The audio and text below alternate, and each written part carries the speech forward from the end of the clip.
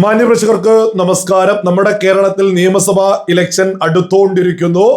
ആദ്യ സാമ്പിൾ വെടിക്കെട്ട് പൊട്ടിച്ചുകൊണ്ട് ഭാരതീയ ജനതാ പാർട്ടി തന്നെ രംഗത്തെത്തിയിരിക്കുന്നു. കഴിഞ്ഞ 10-30 വർഷക്കാലമായിട്ട് CPM-ന് വേണ്ടിയിട്ട് സകല ചാനലുകളിലും ചർച്ച ചെയ്ത് മുന്നോട്ട് പോയിരുന്ന റെജി ലൂക്കോസിനെ ഭാരതീയ ജനതാ പാർട്ടിയിലേക്ക് നേരം വെളുത്തപ്പോയി വളരെ കൃത്യമായിട്ട് മനസ്സിലാക്കണം. മെരിഞ്ഞാന്ന് രാത്രി വരെ റെജി ലൂക്കോസ് CPM-ന് വേണ്ടി ചാനൽ ചർച്ചയിൽ പങ്കെടുത്ത് നേരം വെളുത്തപ്പോയേക്ക് രാജീവ് ചന്ദ്രശേഖർ ഭാരതീയ ജനതാ പാർട്ടിയുടെ പാളയത്തിലേക്ക് എത്തിച്ചിരിക്കുന്നു. ഇത് കേരളം ഞെട്ടലോടുകൂടി തന്നെയാ. ഈ പറയുന്ന ഇടതുപക്ഷ ഭാഗങ്ങളിലൊക്കെ ഇടതുപക്ഷക്ക് വലിയ ഞെട്ടലോടുകൂടി തന്നെയാ. പ്രത്യേകിച്ച് കോൺഗ്രസ്, നമ്മുടെ കേരളത്തിലെ സകല പ്രമുഖ മാധ്യമങ്ങളും വലിയ ഞെട്ടലോടുകൂടി തന്നെ ഈ വാർത്ത കേട്ടിട്ടുള്ളത്.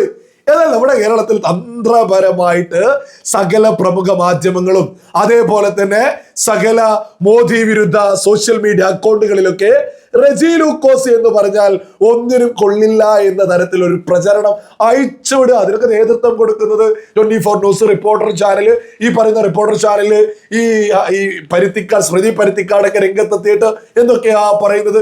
മെരിഞ്ഞാന്ന് വരെ നിങ്ങൾ ഇടത് സഹയാത്രികരല്ലായിരുന്നോ, നിങ്ങൾ ഇടതുപക്ഷത്തിൻ്റെത്, ഈ ഇടതുപക്ഷത്ത് നിന്ന് BJP-യുടേത് ഒളിച്ചു കടത്തിയായിരുന്നു, എന്തൊക്കെയോ ഈ പറയുന്ന റെജി ലൂക്കോസ് ഒന്നിനും കൊള്ളാത്ത തരത്തിലേക്ക് ഈ പറയുന്ന ആശിമി ഇവരൊക്കെ തന്നെ മെനക്കെട്ട് ഓരോ ട്രോൾ രൂപത്തിലേക്കൊക്കെ ഈ ഒരു വിഷയത്തെ എത്തിക്കാൻ ശ്രമിക്കുക.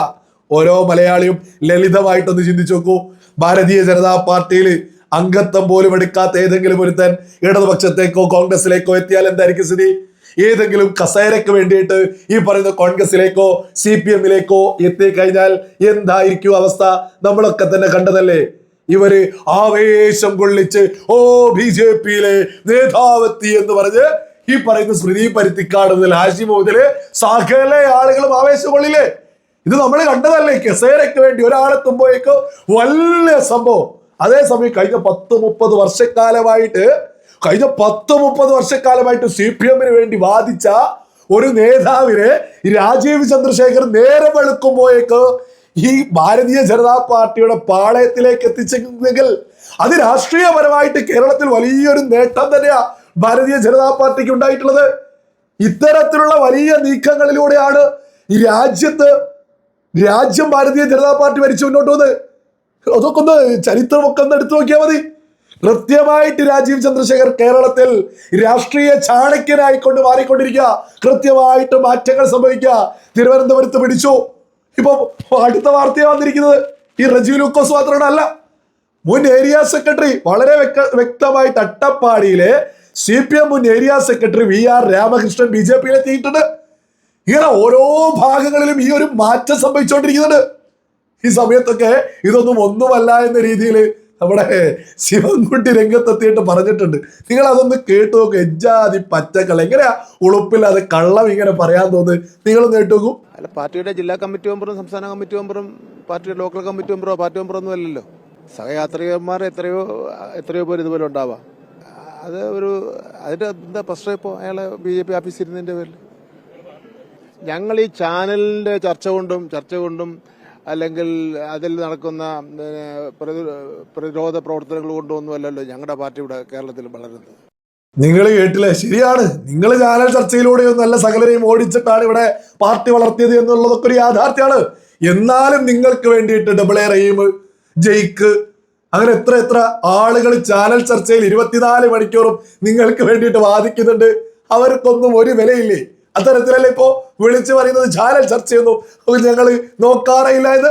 അപ്പൊ നിങ്ങൾക്ക് വേണ്ടി വാദിക്കുന്നവരെ നിങ്ങൾ അപമാനിക്കാണോ? ഒരാളുമല്ല സഹയാത്രികൻ. അങ്ങനെ അയാത്രികനൊന്നല്ല, CPM-കാരനാ. കൃത്യമായിട്ട് ഞാൻ അതിന്റെ ഒരു തെളിവ് ഇവിടെ മുന്നോട്ട് വെക്കാം. റെജി ലൂക്കോസുമായി ബന്ധപ്പെട്ട് 2021 അദ്ദേഹം തന്നെ പോസ്റ്റ് ചെയ്തതാ. ഡിയർ ഫ്രണ്ട്സ്, NSCPIM കോട്ടയം ജില്ലാ സമ്മേളന പ്രതിനിധിയായി കടുത്തുരുത്തി ഏരിയ സമ്മേളനം തിരഞ്ഞെടുത്തിരിക്കുന്ന വിവരം ആദരവോടെ അറിയിക്കുന്നു. വ്യക്തമായിട്ട് പറയുന്നില്ലേ? ഏരിയ സമ്മേളനത്തില് എന്നെ തിരഞ്ഞെടുത്തിരിക്കുന്നു. ആരുമല്ലാത്ത ആളുകളെ, വഴിയെ പോകുന്ന ആളുകളെയാണോ തിരഞ്ഞെടുക്കാറുള്ളത്? അതൊക്കെ നിങ്ങൾ തന്നെ ഉത്തരം പറയാം. കഴിഞ്ഞ 7 വർഷക്കാലമായിട്ട് CPM മെമ്പറാണ് എന്ന് റെജി ലൂക്കോസ് തന്നെ കൃത്യമായിട്ട് മുന്നോട്ട് വെച്ചിട്ടുണ്ട്. ഈ പോകുന്നവർ പോവട്ടെ എന്ന നിലപാടുകൊണ്ടാണ് കോൺഗ്രസ് രാജ്യം മൊത്തം ഈ തകർന്ന് തരിപ്പടായത്. ഇപ്പൊ ഇടതുപക്ഷവും അതേ ലൈനിലാ. ഈ ഇടതുപക്ഷത്തിനും ഉള്ള ആളുകളെങ്കിലും പിടിച്ച് നിർത്താനേ കൃത്യമായിട്ടൊരു കാര്യം അങ്ങ് മുന്നോട്ട് വെക്കാം. ഈ പറയുന്ന മുൻ ഏരിയ സെക്രട്ടറി, അട്ടപ്പാടിയിലെ മുൻ ഏരിയ സെക്രട്ടറി, ഈ പറയുന്ന റജി ലൂക്കോസ്, ഇവരൊക്കെ എന്തുകൊണ്ടായി പാർട്ടി വിട്ടു പോകുന്നത്? പാർട്ടിയുടെ അങ്ങേയറ്റത്തെ തെറ്റായ നിലപാട് കൊണ്ട് തന്നെയാ.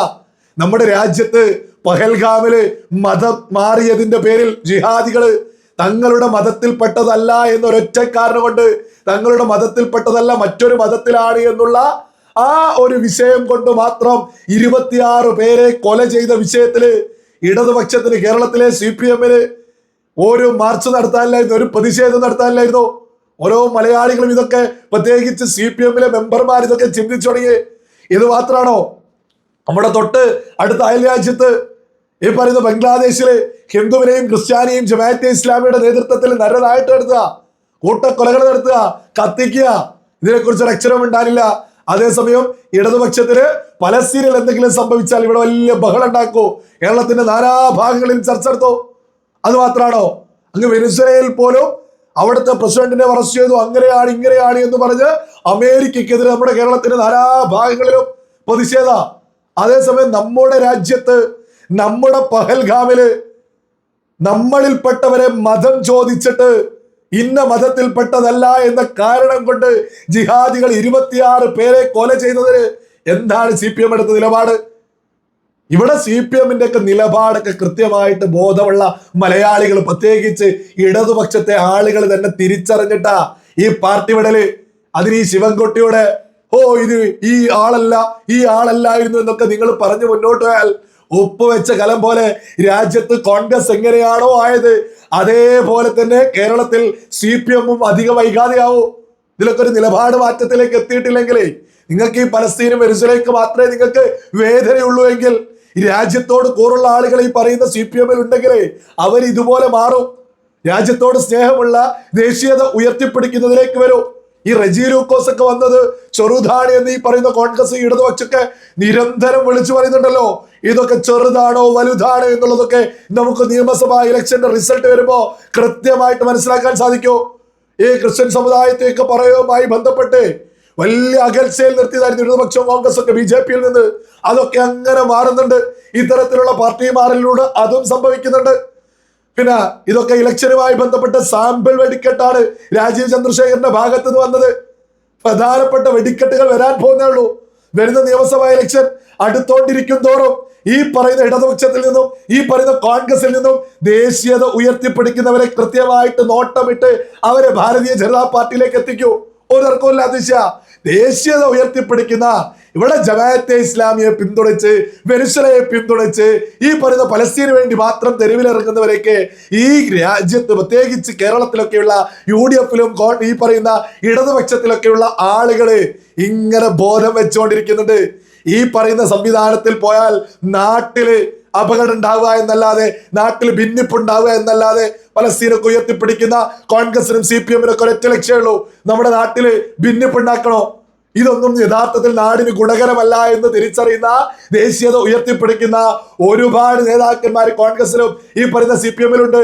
അവരൊക്കെ തന്നെ അധികം വൈകാതെ ഈ പറയുന്ന ദേശീയത ഉയർത്തിപ്പിടിക്കുന്നതിലേക്ക് വരും. ഇതൊന്നും വെറുതെ പറയുന്നതല്ല. വരും നാളുകളില് കൃത്യമായിട്ട് കേരള പൊതുസമൂഹത്തിന് മനസ്സിലാക്കാൻ സാധിക്കുന്നതൊക്കെ ചെറിയ സംഭവമാണെന്നൊക്കെ പറയുന്നവരോടൊക്കെ പുച്ഛം മാത്രമേ ഉള്ളൂ. അത് ഈ വരുന്ന നിയമസഭാ ഇലക്ഷൻ റിസൾട്ടോട് കൂടിയിട്ട് സകല ആളുകൾക്കും കൃത്യമായിട്ട് മനസ്സിലാക്കാനും സാധിക്കും.